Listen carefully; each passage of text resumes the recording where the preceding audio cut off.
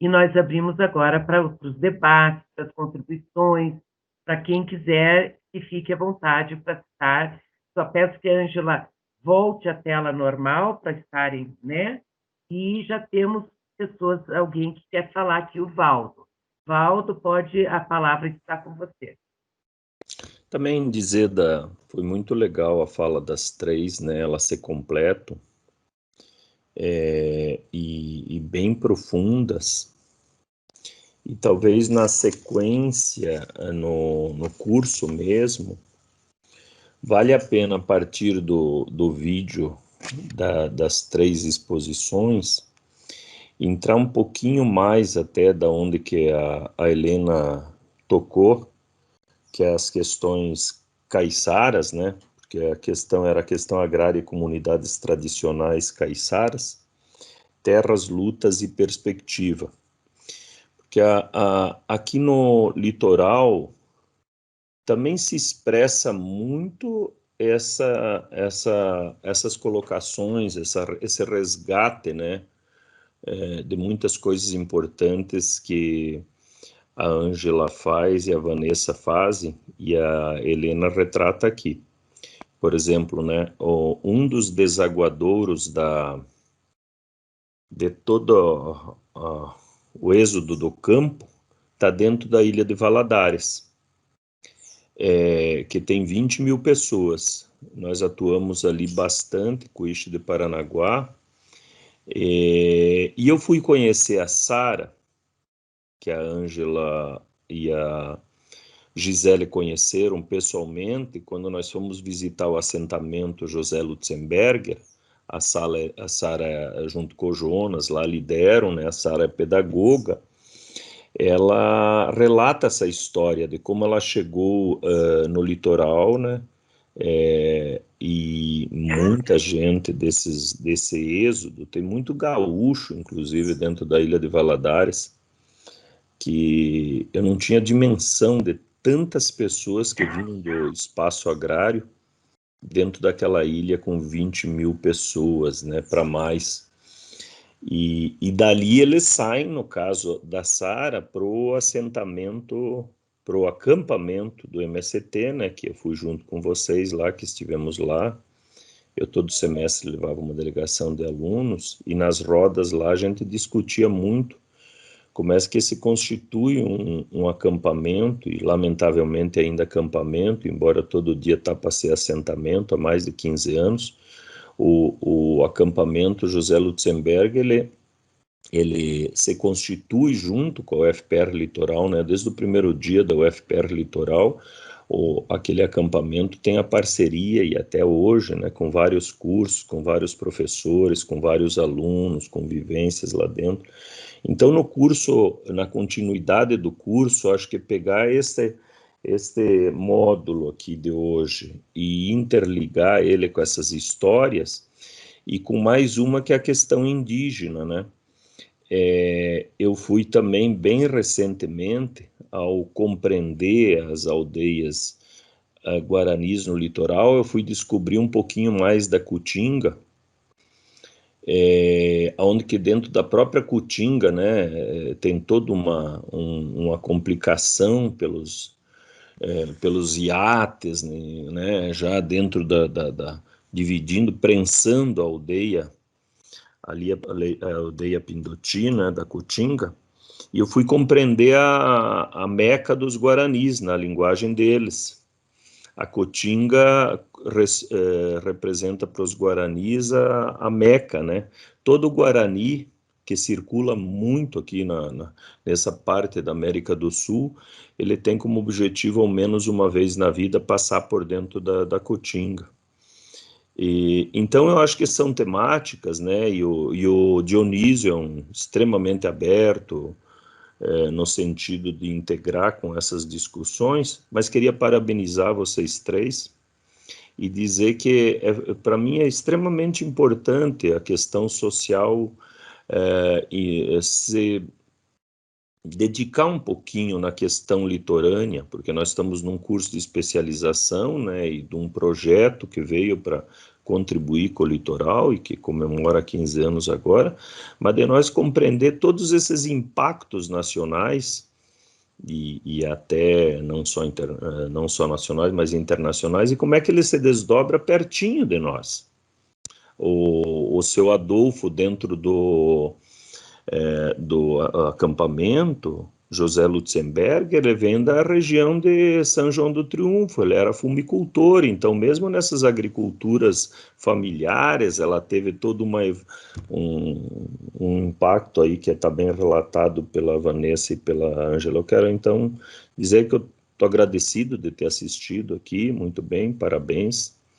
E na sequência a gente pode até fazer esses apontamentos que eu fiz, fazendo um olhar até mais detalhado nessas questões indígenas e de assentamentos no litoral, de acampamentos, porque assentamento nós não temos nenhum, temos um meio, né, que é no Pantanal, mas aquele é muito mais complexo que isso. Mas pode ser que os alunos dessa turma, né, possam se interessar em estudar um pouquinho isso e também essas questões levantadas pela Helena. A Helena tem uma dedicação extraordinária, está no memorial dela, como é que ela se constitui no litoral, junto às comunidades tradicionais. Eu tive a oportunidade de ir com ela numa dessas viagens, a gente compreende muito também daí a questão mais pontual dos pescadores. Obrigado. Obrigada, Valdo. A Elci está inscrita agora. Valdo, já tirou a mãozinha, tá bom. Agora Elci. Então, parabenizar as três, Helena, a Ângela, a Vanessa ainda não conhecia, meus parabéns. E queria dizer para a Vanessa que realmente é uma situação muito delicada, a situação das pessoas de assentamento, né? Eu falo isso porque eu, em 2008, encerrei uma pesquisa no assentamento em Undiaquara, onde nós temos 163 famílias dentro desse assentamento, e eu fiz um estudo apenas na gleba Pantanal, com 42 famílias, né? Mas a terra, né? A terra doada, por muitas vezes, ela não é tão produtiva, e eles ainda trabalham com a questão que a Helena levantou, que é a questão de proteção ambiental. Então, eles estão com esses dois dilemas, desde quando virou assentamento, que foi em 2007, até nos dias de hoje. E quando eu entrei lá, né, assim que eles me permitiram, né, eu me inseri lá, fiz como a Helena, né, andei posando lá e criando algumas alianças que permanecem até hoje. Eles tinham vamos dizer, muitos anseios e muita vontade de perseverar com a terra. E dentre esses, como a Ângela falou, tinham alguns que não tinham nada a ver com a terra. E são esses que acabam saindo, né, do assentamento, vendendo, trocando a posse por outras coisas, porque eles não sabem viver da terra. Então, quando você coloca aí a questão da mística do MST, eu vejo como uma boa saída, porque quando eu fui com esses assentados visitar ali a comunidade do Contestado, eles perceberam que o trabalhar cooperado funciona muito bem, né? Então, lá eles têm as casas no início do assentamento, e eles dividem todo o trabalho e trabalham nas terras todos juntos, e eles almoçam todos juntos, a gente almoçou lá com eles, né? Então, é muito bonito de ver esse trabalho organizado. E essas políticas que você comentou, elas não são, assim, de acordo com a vida das pessoas do campo, porque eu presenciei o momento em que eles ganharam as verbas do Pronera para construir as casas. Muitas das famílias, só pessoas mais idosas, em que ao mesmo tempo que eles tinham que plantar, eles tinham que construir a casa, porque eles tinham que entregar junto para poder receber a outra verba para continuar a construção. Então, é meio que desumano você ver famílias mais idosas tendo que plantar, tendo que construir a casa, e se um deles não consegue construir a casa ao mesmo tempo que é determinado, atrasa o pagamento, né, o recebimento da verba do Pronera para todos. E aí eles têm o Pronafinha, né, que se queriam comprar as carroças, e eles tinham uma boa atividade, porque eu estive com eles quando eles montaram a Associação Prosperidade. E a associação, ela deu a eles a legitimidade de conseguir participar de muitos editais. Depois que eu estive lá, o Lesama também esteve, nós trabalhamos com o Projeto Sem Fronteiras, trabalhamos com outros projetos da Emater, né? A Silvana Roeller também trabalhou lá, os meus estudantes trabalharam, a Sociologia da Universidade, o mestrado de Sociologia da Universidade também tem uma dissertação de mestrado sobre essa construção das casas, e hoje eu me vi assim, eu contemplada, mas pensando nessa comunidade, porque inclusive eles destruíram a casa que era a associação. Teve uma briga, um conflito interno muito grande, né? Tivemos vários conflitos nesses últimos anos, e que isso deteriorou o progresso, né? Vamos dizer assim, dificultou o progresso dessa comunidade, que inclusive eles começaram em 2008 a participar daquela festa-feira lá em Morretes, que eles nunca tinham participado. Então, o nosso motirô, os estudantes começaram a trazer frutas e verduras de lá, então começou a ter uma cadeia, vamos dizer, produtiva, e que traria renda para eles, né? Então, hoje, eu recebi essa semana um telefonema, acho que por conta dos 15 anos do setor, que eu coloquei lá esse estudo, né, bem mais resumido, de uma pessoa que vai tentar o mestrado na sociologia novamente.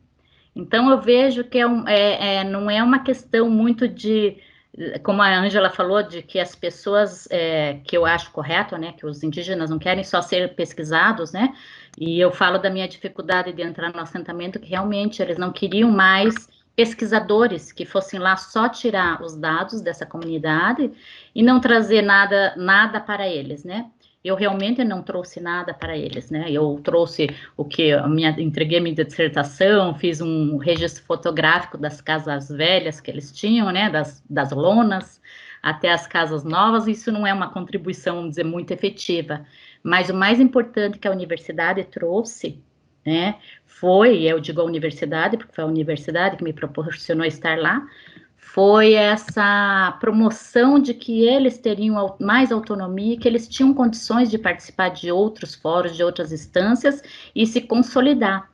Então, é um trabalho ainda que precisa ainda ser retomado, porque depois desse conflito as pessoas não foram mais trabalhar junto com eles, né, ou trazer pesquisas ou outros projetos.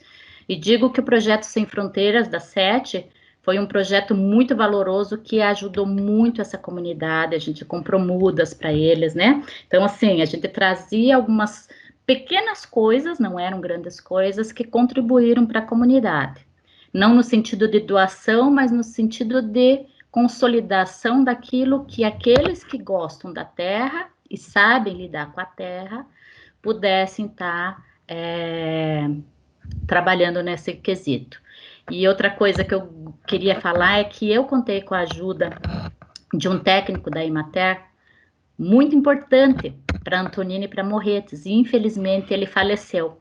Então, o falecimento desse técnico da Emater fez vamos dizer, uma lacuna também para essas pessoas, porque ele, quando as pessoas não conseguiam os acessos aos editais do Pronaf, ele mesmo levava o computador e ele ia lá atrás dos documentos, porque precisa ter certidão de nascimento, precisa ter um monte de documentos que muitas vezes os assentados, e aí vou colocar todas essas nominações que a Ângela deu ali, que são tantas, eles não têm.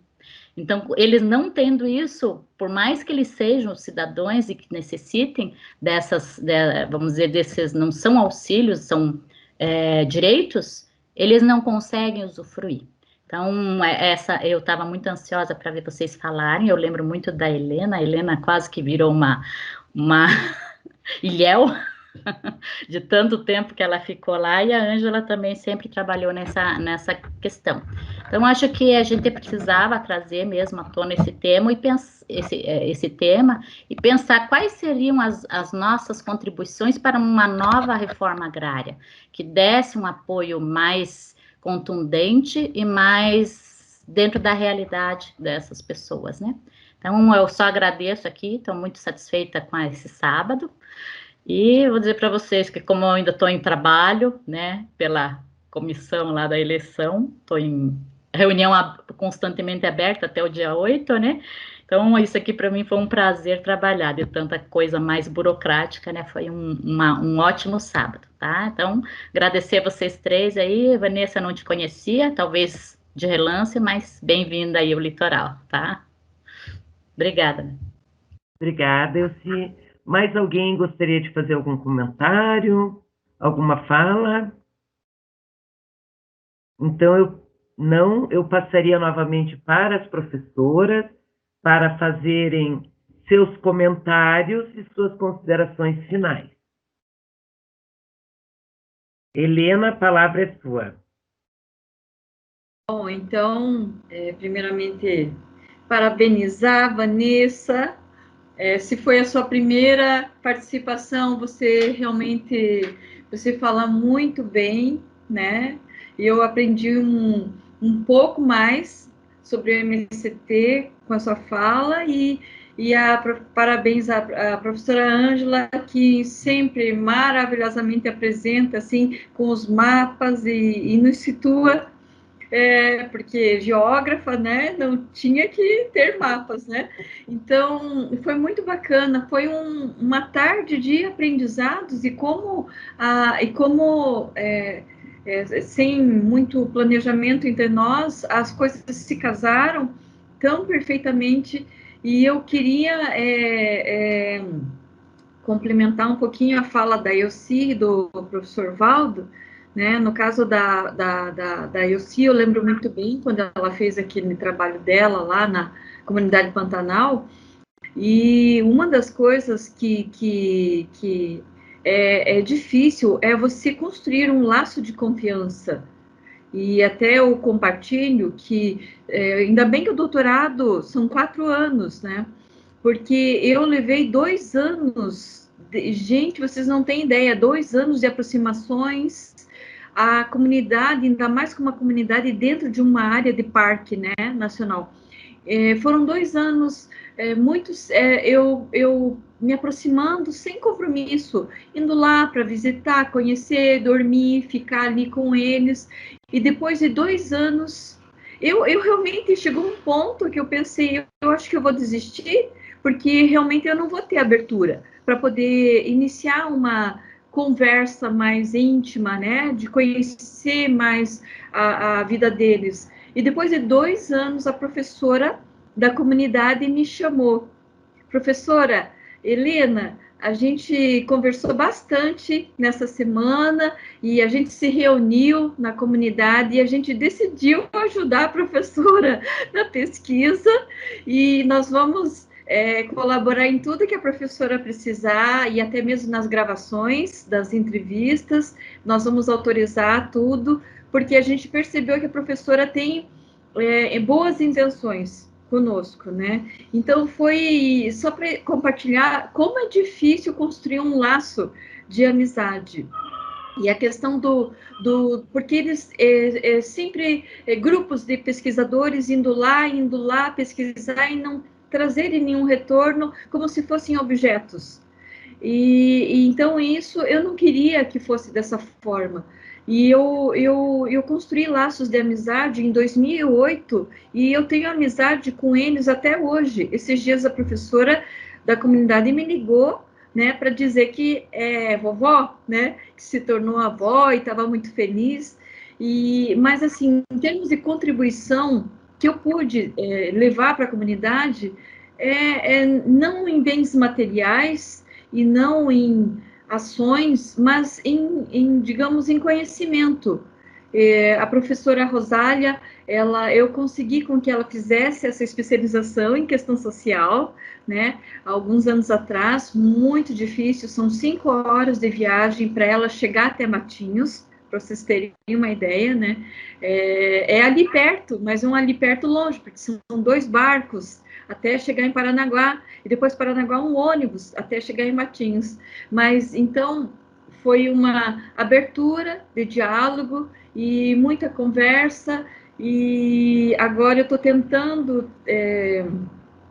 ela é a professora daquela comunidade, ela é líder naquela região, não é só na comunidade.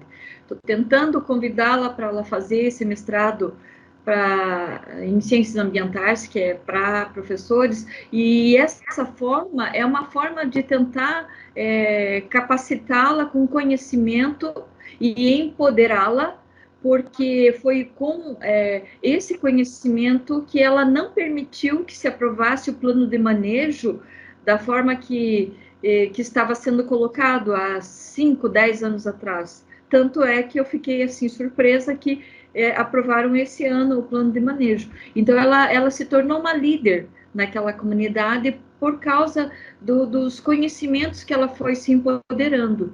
Então, esse é só o que eu queria compartilhar com vocês. E sobre as sugestões do professor Valdo da Ilha de Valadares e Cotinga, olha, como eu sempre procuro fazer 2 aulas de campo com os alunos da especialização, de repente, eu posso estar mudando o meu roteiro, né, e trabalhando com Valadares e Cotinga, e também, né, com as comunidades caiçaras, até porque, coincidentemente, eu tenho meus ex-orientandos do mestrado, que eu tenho 2, né, que são do Valadares, um que é da Cotinga, são os professores, digamos, principais ali das ilhas, de Amparo, e assim vai. Então, lugares diferentes para se trabalhar e interessantes, né, do ponto de vista da questão social, já estão surgindo outras opções de possibilidades. E eu agradeço a lembrança do professor Valdo, porque realmente Ilha de Valadares é um lugar muito complexo e bem interessante para estar trabalhando. Então, era isso que eu queria agradecer a Gisele, ao Robson e a todos pela tarde maravilhosa. Nós que agradecemos, Helena. Vanessa? Oi, gente. Então, eu gostaria de agradecer também essa oportunidade de estar aqui e aprender mais, né, sobre o Paraná. Afinal, eu sou de origem aí de Santa Catarina, do interior de Santa Catarina, né? Foi lá onde eu me formei, lá onde eu forjei, vamos dizer que me forjei enquanto sujeita de luta, né, enquanto identidade sem terra, né? Eu não sou filha de trabalhadores e trabalhadoras da terra, as minhas origens familiares sim, mas a minha luta pela terra, a minha militância junto ao MST, ele vem de um processo de construção da minha identidade, né? E que, claro, com certeza, a gente nunca vai ter uma análise neutra, né? E nunca vai ter uma análise distante, vamos dizer assim, daquilo que a gente também acredita, não só numa perspectiva de ideologia, mas também numa perspectiva teórica a partir de um método, né? Então, eu posso dizer a vocês, né, que dentro do Movimento Sem Terra, eu pude aprender a pedagogia sem terra. E o que isso significa, né? Significa aprender a justamente estar neste meio, compreender esse meio, os seus valores, suas culturas, os seus rituais diários, né? Eu tive a oportunidade, então, como eu era militante do movimento, mas fui enquanto pesquisadora, né? Fiquei durante 30 dias dentro de um assentamento coletivo de fronteira em Santa Catarina, um assentamento onde você não vai só para pesquisar, né? Pesquisador não tem essa função, vamos dizer assim, elitizada dentro dos assentamentos, ele vai para os trabalhos do cotidiano, a gente ia roçar terra, tirar leite das vacas, né? Final do dia na roda do chimarrão, conversando com os assentados e assentadas. Então, eu tive uma oportunidade, para além das minhas vivências como militante, de fazer um estágio de vivência realmente de pesquisa, que foi a minha pesquisa de mestrado, dentro de um assentamento coletivo. E durante a minha militância, eu acho que é muito importante a gente estar como diz assim, estar no espaço e habitar o espaço, né? E entender as formas como se dá esse habitar e viver, né? Eu estou muito próxima aí da geografia, meu mestrado eu discuti tempo e espaço no mundo rural e as suas contrarracionalidades, né? Fiz aí uma grande defesa, e isso uma defesa tanto teórica, metodológica, como também política, né? De realmente de se resgatar essa identidade do sujeito sem terra, do sujeito da terra, né? Eu acho que a Elci trouxe aí várias problemáticas que envolvem um processo de ocupação e assentamento de terras, né? São sujeitos, são pessoas, são culturas, né? São processos sociais, são espaços onde há uma forma coletiva de vida, mas também há muita contradição, né? E que às vezes se demoniza os movimentos sociais por conta dessas contradições que são das expressões do capitalismo, e não porque o sem terra é um baita de um danado que ganhou a terra do Estado e vendeu, né? Esses sem terra são tudo vagabundo, eles só querem terra para entrar lá na terra e vender depois, né? Mas ninguém pensa que quando um processo de ocupação acontece, você não tem direito nenhum na ocupação. O Lutzenberg vai trazer para nós essa realidade que está aqui mais próxima, né? Mas o que é uma ocupação? Uma ocupação de uma área que não tem titulação. Sem titulação, alguém acessa a política pública, né? Sem cidadania, alguém, sem algum número para dizer que a gente existe, a gente acessa a política pública? Não, né? A mesma coisa é a terra. Então, todo o melhoramento que vem com o processo de assentamento, isso leva muitos anos, os assentados acabam não conseguindo se reproduzir, às vezes, dentro do espaço. E assim, gente, a lógica desse Brasil é cada vez mais individualizar as demandas. Isso é reflexo da pós-modernidade, da globalização, cada vez mais individualizar os sujeitos. E com a terra é a mesma coisa. Então, quanto mais legislação que impeça modelos cooperativos, como a MST prega, né? Um modelo cooperativo, um modelo de uso da terra sob concessão do Estado, né? Que não seja titulado direto no nome do assentado. Ah, mas o MST não quer que a pessoa tenha direito a ter a terra dela? Não, o que a gente quer quebrar é a concepção da propriedade privada da terra. Ela pode, a terra, gente, é do uso para uso de todo um coletivo da humanidade. Todos nós precisamos de agricultores e agricultoras plantando na terra, né? Então não há sentido em a gente proliferar um modelo que historicamente se mostrou excludente. Então, sim, a pauta é uma reforma agrária popular, uma reforma agrária ampla, né? O Estado brasileiro nunca fez um processo de reforma agrária nos seus moldes clássicos. Aí, quando tiver a oportunidade de estudar o que é esse conceito, né? De onde é que surge o conceito de reforma agrária, o que isso significa na praxis, né? Na realidade cotidiana. Então, assim, quando se levanta uma bandeira de reforma agrária, ela não é uma questão de ser uma bandeira comunista socialista, né? Ou só uma bandeira de esquerda. Ela é uma necessidade social da nossa sociedade, né? A reforma agrária é necessária. Ela é necessária e justa, né? Se a gente quer ter um mundo aí, um país com um pouco de justiça social, a gente precisa de reforma agrária. Sem ela, a gente não consegue isso também.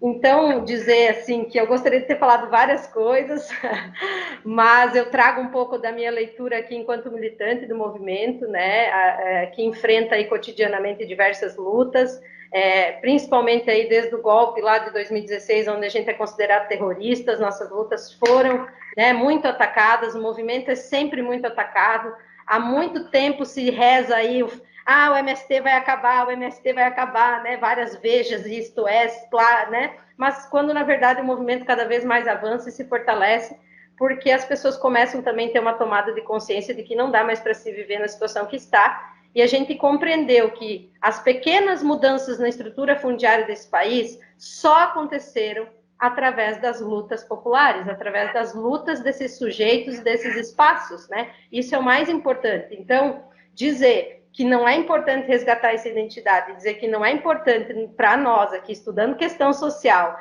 pensar na articulação dos territórios e formas da gente também viabilizar as lutas desses territórios, a gente está indo contra aquilo que a gente está estudando, né? Então, assim, isso é quase que fundamental para que a gente tenha aí possibilidade da construção de um projeto popular e mais amplo e democrático, onde a gente consiga minimamente superar algumas questões aí que estão colocadas na nossa realidade. Quero agradecer, pedir desculpa os meus erros aí, qualquer coisa, e foi muito bom estar com vocês e o aprendizado, e estou bem feliz.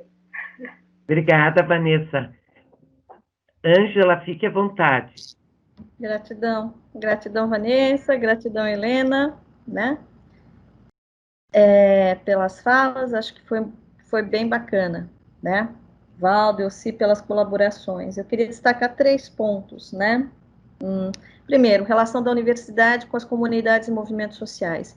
Eu terminei recentemente um seminário sobre epistemologias feministas e povos do campo e educação popular, no qual a gente, assim, tem convivido por meio do Encontra, que é um grupo de pesquisa que eu participo, que estuda os conflitos por terra e território, e que a gente tem pensado e visto, né, que talvez, e o setor litoral ajudou a pensar e a fortalecer essa questão, que é a relação, não é, da universidade com os movimentos, grupos sociais, movimentos sociais organizados no campo e na cidade, não é?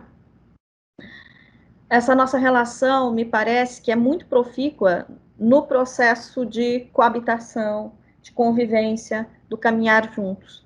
Eu, depois de 4 anos, lá na comunidade do João Surek, fui convidada para a festa da comunidade, 4 anos.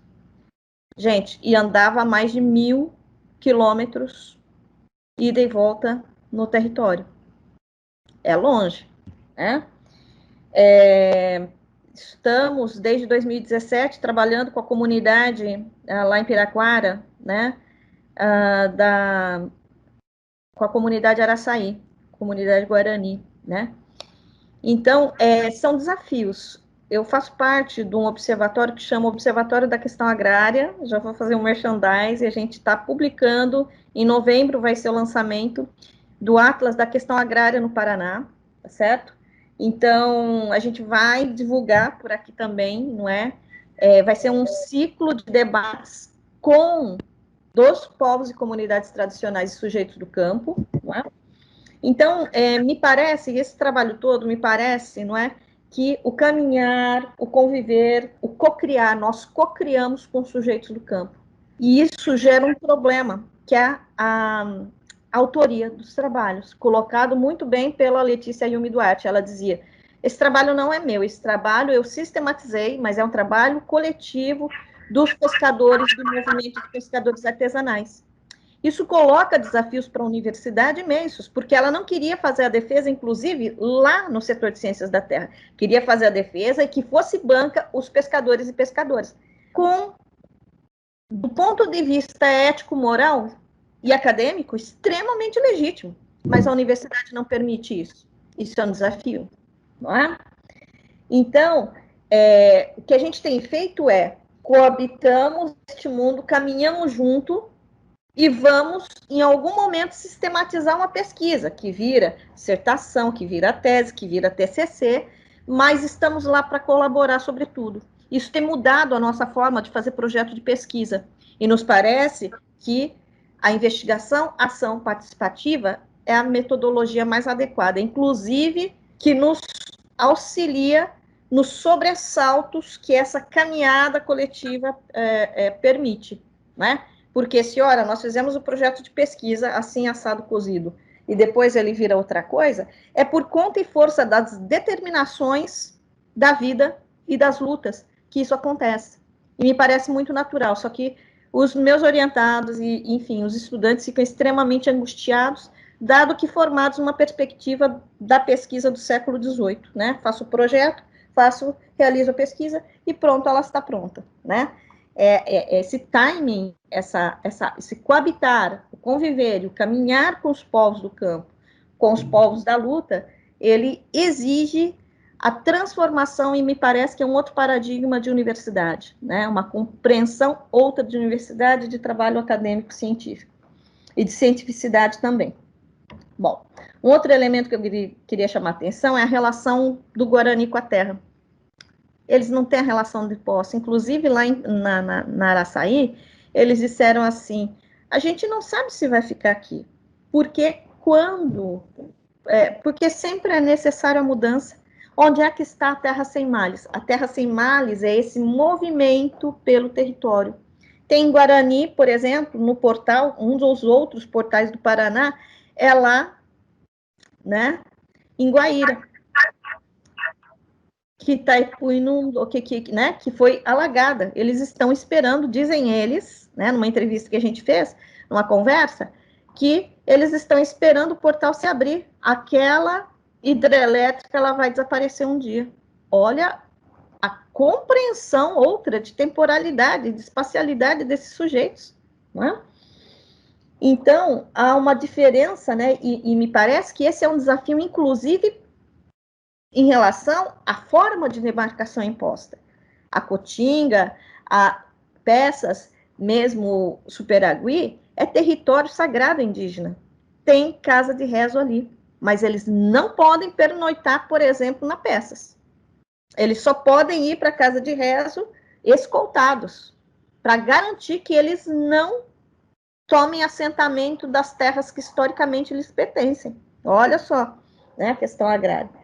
Então, um outro desafio, me parece, quer dizer, então tem um desafio ligado a um modo de existência indígena dos povos originários que não tem na terra, a terra como valor de troca, né? E o Estado brasileiro reconhecer isso e formalizar e institucionalizar isso é difícil. Por quê? Porque o poder da bancada da Bíblia, da bala, né, e da bancada do boi é muito grande, né? Historicamente, é eles que constituíram esse Estado patrimonialista que nós temos contra o qual lutamos, não é? Tem um elemento com relação ao acampamento de Antonina que eu gostaria de destacar, que aquele acampamento, a origem socioterritorial daquele acampamento é de Caiçara. Muito posteriormente, a família lá sacou que se fizesse parte do MST seria um avanço. Por quê? Para o reconhecimento das lutas. Só que eles é um acampamento sui generis. Por quê? Eles estão ilhados por um conjunto de áreas de proteção ambiental das mais variadas interdições possíveis e imagináveis, o que fizeram ganhar até prêmio, né, por fazer agrofloresta. É a única saída para eles. O Werner fez uma tese sobre essa questão no MAD, que eu fui co-orientadora, e ele vai dizer o quê? Essa terra, uma forma de blindar essa terra, né, é assentar, né, é fazer um assentamento numa área de proteção ambiental, que é a continuidade da tese do Marés. A área de proteção ambiental tem que ter gente, porque ter gente ali blinda contra a expropriação e apropriação da terra pelas relações capitalistas. E é isso que esse assentamento, esse acampamento está fazendo, né? As forças contrárias a esse acampamento é muito grande. Por isso que não saiu, né? Ele ainda é acampamento. As famílias estão lá há muito mais tempo do que a existência dele, autodenominado acampamento. A família do Jonas está há muito tempo naquela região. Eles são caiçaras, né? Então, tem uma sócio-territorialidade ali ligada ao modo de existência caiçara das famílias que originaram aquele acampamento, que é muito diferente de qualquer outro, não é? Uma das coisas que o Werner defende, então, é as áreas de proteção ambiental, mesmo as reservas como que chama? Excludentes, elas têm que ter gente. São agentes nessas terras que auxiliam a terra não ser, né, vinculada ao circuito do capital. Portanto, defende a existência, por exemplo, daquilo que os povos da floresta, ó, o cachorro, os povos da floresta fizeram que é o quê? Reserva extrativista, que mantém os sujeitos não têm a posse da terra, eles não podem, né, inseri-la no circuito mercadoria, mas produzem e vivem nessa terra. Essa é a grande sacada do movimento indígena dos povos originários planetariamente. Eles não estão lutando mais pela posse da terra, eles estão lutando pelo direito de uso da terra, né? E assim blindam essa terra contra a mercantilização da terra e das vidas nela existentes, né? Promovidos pelo capitalismo. Só queria agradecer, não é? O debate, eu acompanhei vários debates, foram muito bons, muito lindos. Professor Robson, que faz a edição dos vídeos, que faz os cartazes, gratidão. pela imensa e intensa dedicação. Gisele, vou te dizer que depois que você saiu da coordenação do curso da questão social, aliás, o seu retorno traz um novo tom e uma outra organização fundamental para esse curso, que é o nosso primeiro curso de especialização no litoral. Gratidão, viu, Gisele? Imagina. Muito obrigada. Nós que agradecemos, eu acho que o Robson também quer fazer uma falinha, mas a gente agradece muito, acho que não tinha uma outra forma mais especial de nós encerrarmos essa roda de conversa, né, esse ciclo de rodas de conversa, que tivemos realmente momentos todos maravilhosos. Então, a participação de vocês, professores, é o brilho da festa dos estudantes também. Nós estamos aqui só para dar a organização e a oportunidade que os nossos professores e estudantes merecem ter, né? Eu tenho só uma informaçãozinha antes do Robson dar a sua palavra final também, de agradecimento, de que para os estudantes não ficarem preocupados, nós vamos ter uma reunião dia 14 de setembro, porque todos os professores unanimamente aceitaram o retorno das atividades curriculares do curso de especialização. Então, estamos encaminhando isso da melhor forma, né, proposta por todos os professores e por nós também da organização. Estaremos chamando os estudantes para uma reunião dia 14, muito provável, 14 de setembro, provavelmente entre as 18 e 19 horas. Tá bom? Todo o nosso carinho, nosso agradecimento a esse curso, aos professores participantes. Eu espero continuarmos nessa vibe maravilhosa, porque tem sido, assim, muito importante estar dando esse tom de seriedade, eu diria, não que ele não tivesse, ele sempre teve, mas de uma interação e uma seriedade mais, assim, mais alegre, mais acadêmica, porém, dentro de uma perspectiva mais libertária, em termos de educação, e, ao mesmo tempo, que cada um possa se manifestar como quiser. Pelo menos, essa sempre foi a nossa intenção. Robson, gostaria de se manifestar, ou mais alguém? Fiquem à vontade. Na verdade, eu quero agradecer imensamente a oportunidade. A gente começou essa organização pós, né, declaração da pandemia, e é bom saber que o ciclo consegue chegar ao fim com não apenas uma mesa extraordinária, né, mas também aí com o acervo dos vídeos, né, no YouTube, para quem não consegue assistir de maneira síncrona, que possa assistir posteriormente. Nossa ideia é de divulgar o canal na Secretaria de Comunicação do Litoral também, para que a gente possa ter mais inscritos e o que a gente produziu aqui durante esse ciclo possa ser cada vez mais divulgado. E agradecer imensamente, e dizer que agora a gente está caminhando para um outro momento, né, em virtude da pandemia, que é de realizarmos as atividades de ensino de maneira remota. E aí a gente vai estar se reunindo, eu, Gisele e Tânia, para chegar no melhor denominador possível para esse processo, tá bom? Enfim, muito obrigado pela confiança de vocês. A gente vai ter certificação, né? Então a gente vai estar lançando os relatórios. Então os alunos que participaram, os professores que participaram como expositores e também assistindo vão estar sendo certificados. E agora é bola para frente e começar uma nova empreitada aí juntos. Muito obrigado mesmo. Obrigado. Mais alguma colocação? Senão a gente pode se despedir. Ângela, olha aí, ó. A camiseta do curso onde discutimos com os indígenas e camponeses o nome da nossa turma. Com Dom José Gomes por uma terra sem males. Quando tu falou, me lembrei desse momento. Foi lindo. Muito legal, gente. Muito obrigada pela tarde de hoje, pelo todo o nosso ciclo, e até breve, se Deus quiser. Estaremos juntos novamente. Obrigada. Obrigada mesmo. Foi muito bom hoje. Tchau.